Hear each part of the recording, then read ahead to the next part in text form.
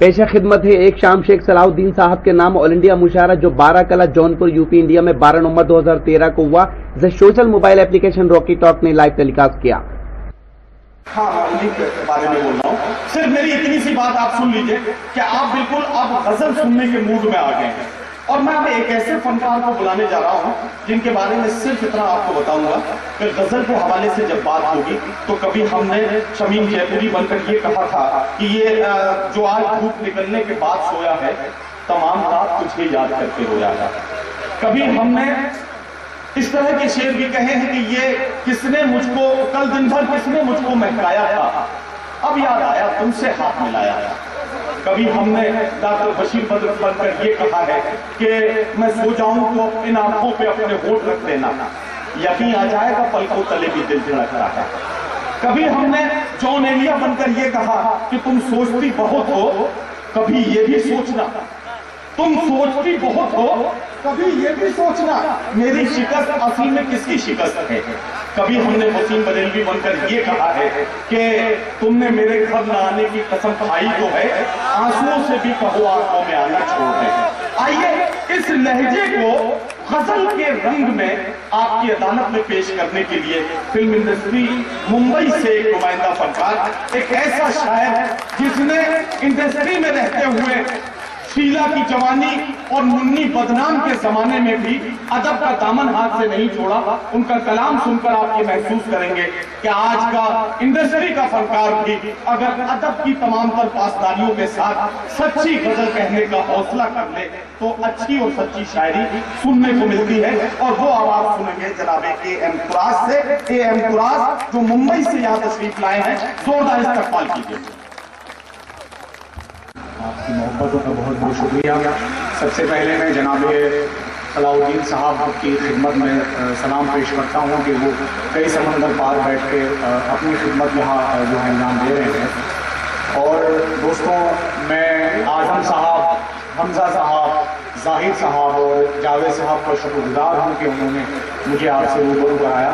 यहाँ से बगैर किसी तमहीद के, क्योंकि टाइम बहुत कम है और ऐसा लग रहा है कि आपकी समातें भी तेजी से सुबह गई हैं, तो मैं चाहता हूँ कि दोस्तों, गज़ल दिल का मामला होता है और मैं ये आपसे अर्ज कर दूँ कि गज़ल किस कैफियत में होती है वो आप बखूबी समझते हैं। तो आपकी दाद तहसीन मेरे जख्मों पे मरहम हो सकती है। यहाँ से एक मसला मैं आपकी पेश कर रहा हूँ कि दुनिया तेरी जुल्फों का बदल मांग रही है, दुनिया तेरी जुल्फों का बदल मांग रही है, फिर मेरी अदाओं से गजल मांग रही है। दुनिया तेरी जुल्फों का बदल मांग रही है, फिर मेरी अदाओं से गजल मांग रही है। और एक मतलब और कुछ शेर आप तक मैं तहत में पढ़ के ये देखना चाहता हूँ कि मैं कितना पढ़ूंगा, हालांकि वक्त बहुत कम है। मतलब यूं है कि इश्के मासूम की रानाई चली जाएगी, रानाई खूबसूरती, इश्के मासूम की रानाई चली जाएगी, तुम जो पास आए तो तन्हाई चली जाएगी। शुक्रिया। तुम जो पास आए तो तन्हाई चली जाएगी। और शेर देखें कि तुम जो पास आए तो तन्हाई चली जाएगी और उगते सूरज किसी तासीर के चेहरे वाले, अपने अपने महबूब का चेहरा ज़हन में रखें, मैं गजल की बात कर रहा हूँ कि उगते सूरज किसी तासीर के चेहरे वाले, तुझको देखूंगा तो बीनाई चली जाएगी।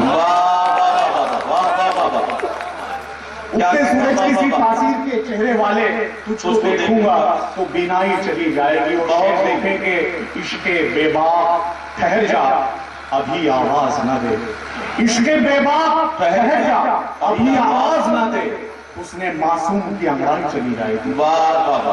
उसने मासूम की अंगड़ाई चली जाएगी। बहुत बहुत शुक्रिया। उसने मासूम की अंगड़ाई चली जाएगी। और शेर देखे दोस्तों, वाकया यह है कि उनको ये जिद है कि मिलना है तो पर्दे में मिलो, उनको ये जिद है कि मिलना है तो पर्दे में मिलो, मुझको ये डर है कि रुसवाई चली जाएगी। मुझको ये डर है कि रुसवाई चली जाएगी। यहाँ से एक मतला और दो तीन शेर में तरन्नुम से आप तक पहुँचा रहा हूँ इंशाअल्लाह। और आपकी दाद तहसीन अगर मिलेगी तो मैं कुछ पढ़ सकता हूँ, अदरवाइज टाइम हो चुका है।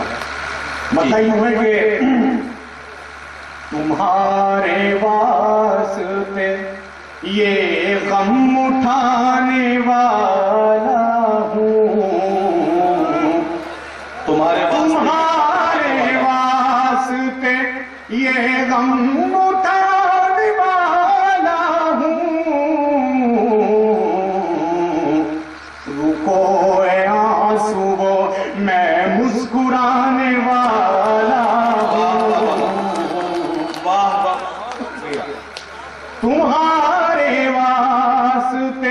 یہ غم اٹھانے والا ہوں،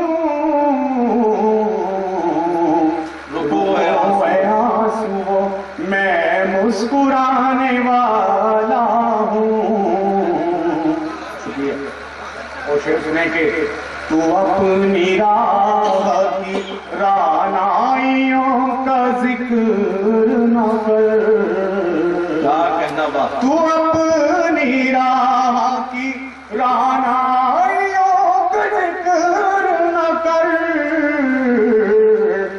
میں تیرے پیچھے کہاں روز آنے والا ہوں.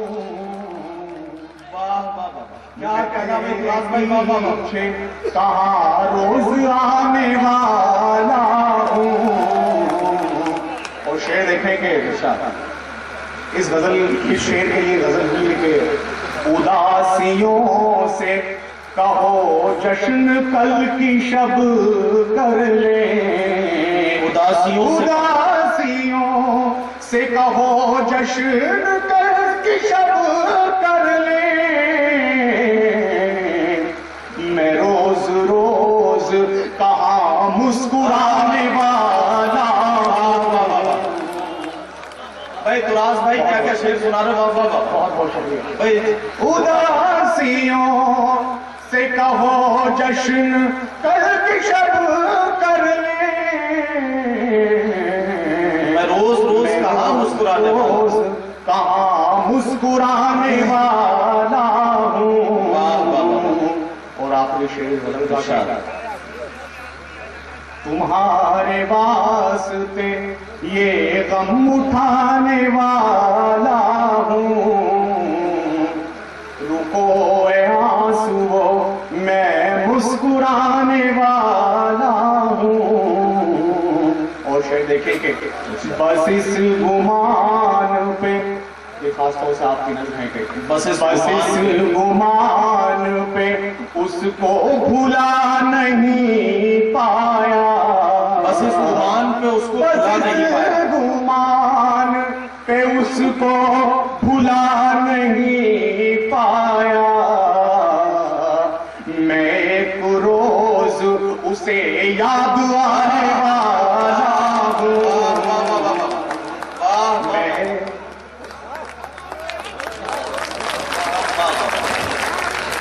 بھائی کیا کہنا دراز صاحب. واہ واہ واہ. دوستوں، اس مشاعرے کی شاندار نظامت کی ہندوستان کے مشہور اور معروف ناظم مشاعرہ جناب ندیم فرخ صاحب نے اس مشاعرے کے کنوینر رہے محمد اعظم خان نے اس مشاعرے کو آرگنائز کرنے اور کامیابی کی بلندیوں تک پہنچانے میں اپنا اہم رول ادا کیا. وہیں دوسری اور اس مشاعرے کے کو کنوینر محمد زاہد خان نے بھی اس مشاعرے کو کامیاب بنانے میں اپنا اہم رول ادا کیا. شکریہ ادا کرتے ہیں اور مبارکباد دیتے ہیں جناب شیخ صلاح الدین صاحب کو، جن کے نام سے یہ آل انڈیا مشاعرہ آرگنائز کیا گیا اور ان کا اس مشاعرے کو بھرپور تعاون رہا. ہم شکر گزار ہیں اسٹار ٹینٹ ہاؤس کے جناب محمد اعظم خان صاحب کے، ساتھ ہی شکریہ ادا کرتے ہیں جناب احتشام احمد صاحب کے، اور ساتھ ہی شکریہ ادا کرتے ہیں ایس ڈی گروپ العین کے جناب سلمان اشتیاق صاحب کے. ان سب کی سپورٹ اس مشاعرے کو ملی. شکریہ ادا کرتے ہیں جناب جاوید عالم صاحب کا، اور ساتھ ہی شکر گزار ہیں جناب انور بھائی کے، جن کی دعوت پر ہم جونپور پہنچے اور یہ شاندار آل انڈیا مشاعرہ راکی ٹاک سوشل موبائل اپلیکیشن پر لائیو ٹیلی کاسٹ کیا. یہ جو آپ نے دیکھا یہ مشاعرے کا ایک ویڈیو ہے. اگر آپ کو پورا مشاعرہ یہ سننا ہے تو ہماری ویب سائٹ www.rockytalkmedia.com پر لاگ ان کر سکتے ہیں. جی ہاں، Rocky Talk social mobile application اپنے موبائل میں ڈاؤن لوڈ کیجئے اور لائیو مشاعرے دیکھیے، اور اس کے بعد پورا مشاعرہ آپ ہماری ویب سائٹ www.rockytalkmedia.com پر دیکھ سکتے ہیں. آپ ہم سے بات بھی کر سکتے ہیں. ہمارا موبائل نمبر ہے 9997640286، اور اگر آپ میل کے تھرو اپنی کوئی رائے دینا چاہتے ہیں تو ہماری میل آئی ڈی ہے rockytalkmedia@gmail.com. تو پھر کسی شہر سے کسی اور مشاعرے کو آپ تک پہنچائیں گے. Bye bye.